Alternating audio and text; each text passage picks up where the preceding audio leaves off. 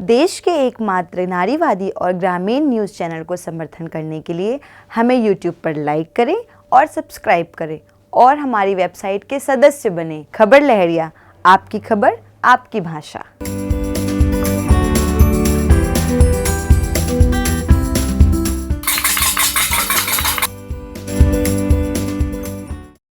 मैं खड़ी हूँ अभी चित्रकूट ज़िले के कस्बा करबी एसडीएम कॉलोनी में। यहाँ पे मेरे पीछे मनीषा खड़ी है और जो मनीषा का कहना है कि 6 साल हो गए मेरी शादी को और अभी तक मेरे कोई भी बच्चा नहीं हुआ है, और बच्चा ना होने के कारण ससुराल वाले हमेशा प्रताड़ित करते हैं, मारपीट करते हैं, घर से निकाल देते हैं, जान से मारने की धमकी देते हैं।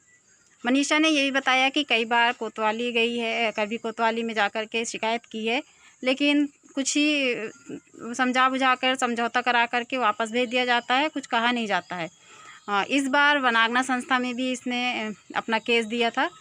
वनांगना संस्था ने भी यही किया है कि समझा करके इनको समझौता कराया और मायके वालों को बैठा के, पति को बैठा के इसको फिर से वापस भेज दिया गया। मनीषा का कहना है कि मैं यहाँ पे सुरक्षित नहीं हूँ। पूरे घर में, जो मेरा घर है उसमें ताला लगा रखा है, जो भी जहेज़ का सामान है वो सब ताले में बंद है, और वो एक छोटी सी कच्ची कोठरिया में रहती है जिसमें ठीक से उसका गुजारा भी नहीं होता है। चाहे बारिश आए, जो भी स्थिति हो, उसी कोठरिया में इसको गुजारा करना होता है। अगर आपको हमारी ये स्टोरी पसंद आई है तो लाइक, शेयर और सब्सक्राइब ज़रूर करें। लड़का बच्चे खातिर मारत थी, गाड़ी मार दिया थे, ससुर मारी, सास मारी थे, निकाल तो हमारे घर से निकाल देते यहीं से पूरा न देवे। मैं झोला में जब उठना कपड़ा भरे तो उन्हें मेल दी थी, और लैटरिन घर में 3 दिन रही हूँ, बाहर पाई रहती हूँ। कहते पे बाप से 10,000 रुपये लाओ तो हम तो रखी हूँ, तब माता खाए पिए सब चीज़ पूजो है। तो लड़का बच्चे नहीं हुआ, तुम तो क्या करो, तो दवाई दर पर मना करे थे, पर काम भूत है कि करा धरा वो का। ये जो ओंठ पे चोट लगी है? हाँ, ये ओंठ पे चोट लगी है, यहाँ जांघ में, यहाँ पगल में मारी। 3 दफे के कोतवाली है, कुछ नहीं हुआ था, वहाँ सुनाई नहीं है कुछ। मायके में बताया नहीं अपनी बात? नहीं, जान से मारे धमकी देते, क्या कहते पता मायके में बताइए तो ये मारा नहीं तो मैं नहीं बताती हूँ। आपने वनांगना संस्था में अप्लाई करी थी? हाँ, केस दिया था, तो उन्होंने क्या कहा? वो कहते कि देखो जो अगर समझौता मान जाएगी तो मान जाएगी, नहीं हमारे बस के नहीं है।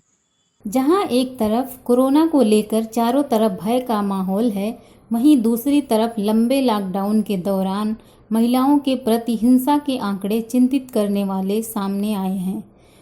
राष्ट्रीय महिला आयोग के आंकड़ों के अनुसार महिलाओं के खिलाफ अप्रैल 2020 तक विभिन्न अपराधों की कुल 800 शिकायतें मिली हैं।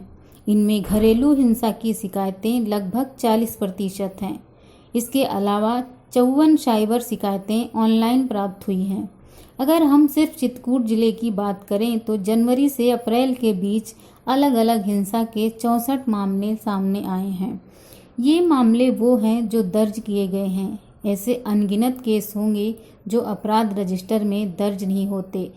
क्या हुआ था कि मनीषा वहाँ तक कोतवाली तक गई और संस्था तक पहुँची? क्या मारपीट हुई, झगड़ा हुआ? आपस का मामला छोटी मोटी विवाद में थोड़ा बात बढ़ गई थी और लड़ाई हो गई थी। अब जो होना था तो वो हम अपना निपट गया, वो अपना निपट गया। अंतिम में वो वही हुआ कि बाद में एक ही हुए।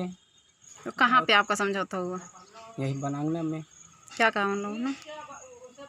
क्या कहा कि आपस में मतलब मिलजुल के रहिए, और क्या कहना है उन लोगों को। तो क्यों ऐसी नौबत आ जाती है कि मारपीट हो, झगड़ा हो? तो रोज हो गई का विधि। अब घर में अब कोई बर्तन रह गया हल्का फुल्का तो बड़बड़ा जाता है, ऐसा थोड़ी ना है कि लड़ाई मारपीट हो गई। क्या दिक्कत है मनीषा को, जो मनीषा कोतवाली गई, संस्थाओं में गई? ये तो नहीं, एक बार मैं इसको 2 थापड़ मार दिया था। किसने? मैं। हाँ। लड़का नहीं रहा तो ये तो मेरी FIR कराई, मैं जमानत से छूट के बाहर आया। फिर दोबारा जो है तो किसी से पूछी न बखोरी है, मेरे नाम बलात्कार लिखाया ये। फिर जब दरोगा देखा तो इसको हड़का के नहीं भगा दिया, हमको छोड़ दिया।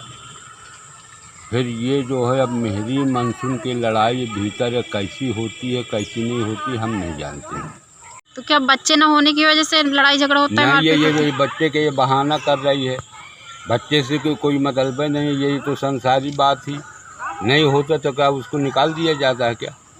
मगर ये बंदेज करना चाहिए कि अपने पति को भोजन दे तो वो कमा के लाए, जब वो कमा के लाए तब तुम्हें खाए कहो। करबी के एसडीएम कॉलोनी से एक मनीषा नाम की महिला का केस आया था, जिसका पति उसके साथ मारपीट करता है और बच्चे ना होने के लिए उत्पीड़न करता है, उसका कहना था। उसमें उसका केस वनांगना में आया था, तो क्या किया गया है? इसमें 6 साल शादी के हुए बच्चे नहीं हो रहे हैं, जिसके कारण से ससुराल वाले ज़्यादा ही परेशान करते हैं। और ससुराल में ज़्यादातर ससुर बुरी नीयत भी थोड़ा सा रखता है बहू के ऊपर। इसको लेकर के बहू के साथ में मारपीट ससुर ने भी किया, कई बार किया, 2-3 बार। पति ने भी मारपीट कर चुका है इसके साथ में। और इसी को लेकर के वो जब उसको छोटा सा कमरा दिए हुए हैं और इसी में लड़ाई होती है इनकी। जब हमारे पास में केस आया था तो महिला को घर से निकाल दिए थे और महिला थाने गई थी। तो थाने में इसके पति को बुलवा ली थी, ससुर को बुलवा ली थी और ससुर को पति को अंदर बंद भी कर दिए थे, बिना किसी मतलब लिखित तहरीर दिए बिना ही इसी तरह से। फिर इसमें हम लोगों ने पति को बुलाया, पति से बातचीत किया, ससुर से भी बातचीत किया। फिर पति ने अपनी गलतियां भी माना है और इसमें लिखित मध्यस्थता महिला की शर्तें भी रखवाई गई हैं कि महिला क्या चाहती है, जो भी शर्तें हैं उसकी, कि उसके साथ कोई हिंसा ना हो, शारीरिक मानसिक किसी भी तरह की कोई हिंसा ना की जाए और उसे अच्छे से खाना पीना रहना दिया जाए। यही सब लिखित में मध्यस्थता करवाई गई है। और वर्तमान में महिला अपने ससुराल में है और हम लोग 2 बार उससे मिल भी आए, फॉलो अप भी करे आए हैं। लॉकडाउन के उसका भी काम नहीं चल रहा, तो उसने कहा कि दीदी मेरे काम चल रहे तो मैं ठीक से रखूँगा, अब कोई समस्या का मौका नहीं दूंगा। उसने कहा तो है, लेकिन एक मौका दिया गया है, यदि सुधार आएगा तो ठीक है, नहीं फिर दोबारा उसका कोर्ट में मुकदमा करवा दिया जाएगा।